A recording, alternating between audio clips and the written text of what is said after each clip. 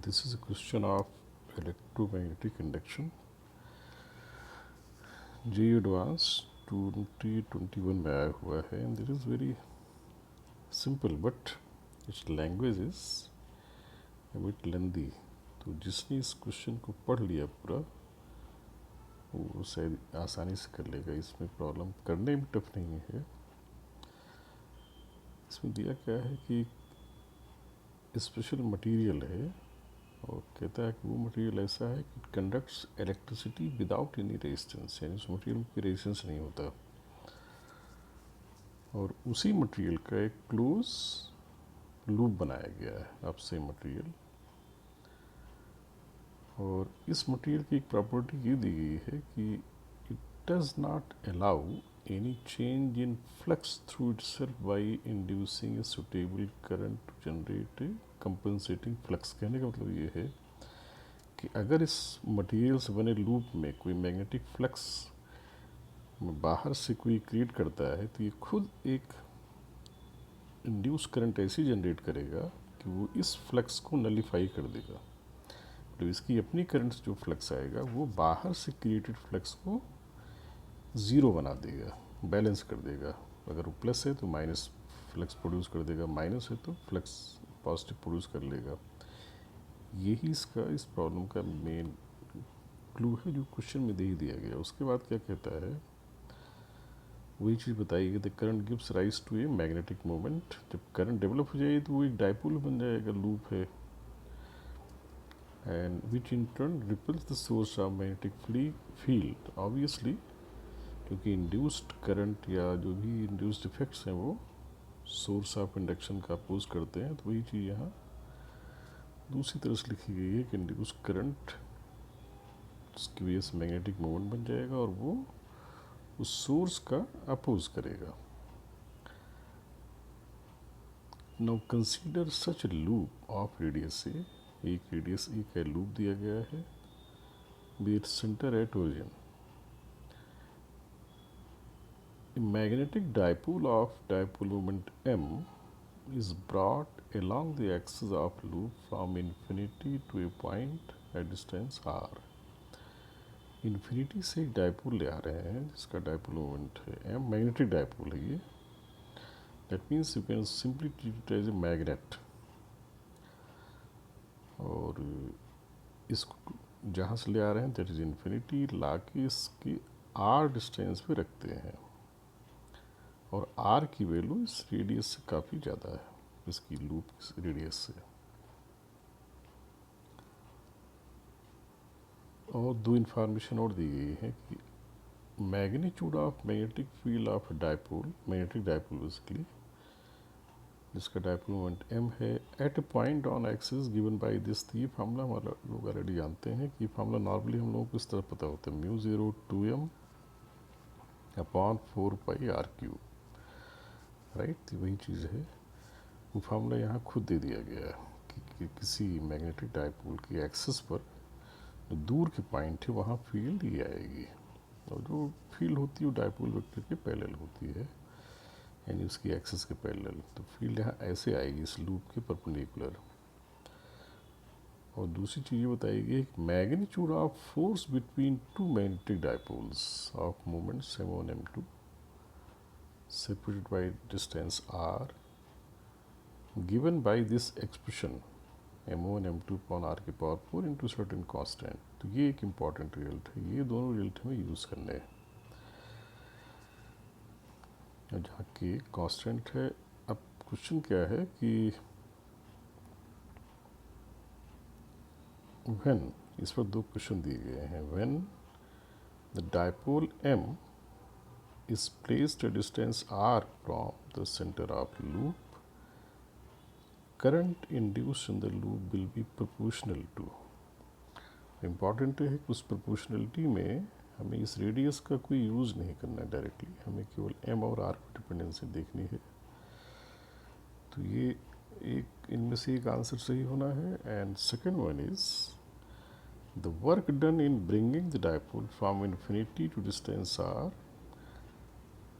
जब इन्फिनिटी से डाइपोल को यहाँ तक ला कर रखने में जो वर्क करना पड़ा क्योंकि अभी जैसे यहाँ रियलाइज़ करा रहा है कि इंड्यूस्ड करंट जो आएगी वो इसके आने का अपोज करेगी, इस पर लेंज लॉ हम लोग जानते ही हैं, वो चीज़ यहाँ लेंज लॉ ना यूज़ करके वैसे लिख दिया गया है। तो जब पास लाने में अपोज होगा तो we will have to perform work, जो भी लाएगा इसको उससे वर्क करना पड़ेगा। तो उस वर्क के बारे में पूछा गया है कि वर्क एम और आर कैसे डिपेंड करता है, राइट। तो try and then see the solution. इसमें पहले पार्ट का आंसर आएगा, you have tried, answer is I think A, और सेकंड का आंसर होना चाहिए first should try, then see the answer and then see the solution. C. Now let us discuss the solution. Suppose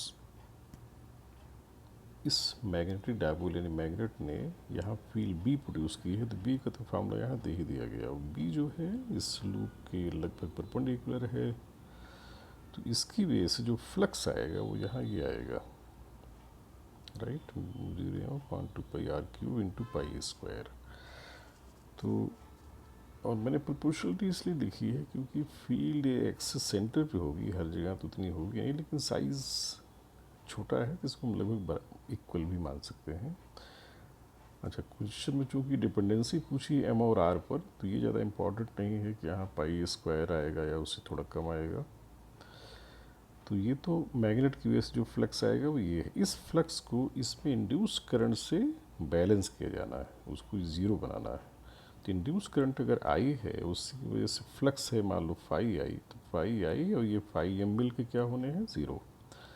तो induce current से जो flux आएगा finally उसका magnitude हम कह सकते हैं इसके मैग्नीट्यूड के प्रोपोर्शनल है, उसकी मैग्नीट्यूड की वैल्यू है फिर m/r³ के प्रोपोर्शनल। तो जो इंड्यूस्ड करंट से फ्लक्स आएगा simply we can say it is proportional to m/r³।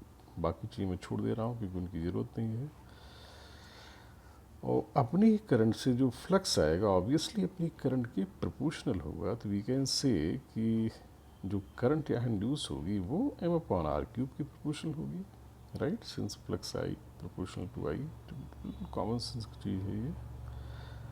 तो पहले पार्ट का आंसर ही आ गया, m/r³ की प्रोपोर्शनल इंड्यूस करंट होगी। अब है हमें वर्क देखना है। तो वर्क देखने के लिए हम ये देखेंगे कि हमें जो फोर्स लगाना पड़ेगा, अगर उसका आइडिया लग जाए कि फोर्स हमारा आर पे कैसे डिपेंड कर रहा है, तो फोर्स को डिस्टेंस के साथ इंटीग्रेट कर लेंगे, FDR, right, infinity to R. तो फोर्स का भी क्वेश्चन दिया गया है। तो एक का तो मैग्नेटिक मोमेंट m पता ही है, जो करंट यहाँ डेवलप होगी उससे जो मैग्नेटिक मोमेंट आएगा वो हम करंट इनटू एरिया का जो कॉन्सेप्ट ऑलरेडी जानते हैं उससे देख सकते हैं। तो अब अगर r डिस्टेंस पे ये मैग्नेट इससे है लूप से, फोर्स इनके बीच में F है, तो F जैसा क्वेश्चन दिया गया शुड बी प्रोपोर्शनल टू इसका मैग्नेटिक डायपोल मोमेंट इनटू इसका मैग्नेटिक डायपोल मोमेंट। इसका m दिया ही है, इसका हमने m डैश मान लिया। m dash will be written as current induced into इसका लूप का एरिया, बाय डेफिनेशन ये मैग्नेटिक डायपोल मोमेंट की डेफिनेशन पता होगी। और I आ चुका है प्रोपोर्शनल टू m/r³, तो m dash will be proportional to m/r³। मतलब ये कांस्टेंट नहीं होगा, बात ध्यान रखना है। अब जो फोर्स आएगा वो प्रोपोर्शनल होना था इन दोनों के प्रोडक्ट के, नीचे r⁴, ये m डैश m/r³ आ गया, तो m/r³ into m into r⁴ करें तो फाइनली आ जाएगा फोर्स आ जाएगा इनके बीच में m²r⁴ की प्रोपोर्शनल। और जब वर्क निकालेंगे तो साइंस से हमें ज़्यादा कंफ्यूज नहीं होना है, नहीं तो वर्क का मैग्नीट्यूड बेसिकली इसमें कहीं भी कोई माइनस माइनस का नहीं है, तो we should not get bother about negative sign. ये साइन प्लस माइनस FDR करें, इंटीग्रेट करें 0 टू इन्फिनिटी, और वो भी प्रोपोर्शनलिटी चाहिए तो एग्जैक्ट एक्सप्रेशन के चक्कर में नहीं पड़ेंगे। m² r⁴ का integration, m is a constant, r⁴ का इंटीग्रल इन्फिनिटी टू r करेंगे तो आ जाएगा, राइट। तो वर्क हमारा हो जाएगा proportional to M square, constant तो बाहर आ चुका होगा, नीचे आ गया r⁴, राइट। तो आंसर शुड बी सी। तो मेन है इसमें क्वेश्चन को सिंपली पढ़ लेना, अदरवाइज जिसने पढ़ने की हिम्मत कर ली वो क्वेश्चन मोस्ट प्रोबेबली कर लेगा, राइट।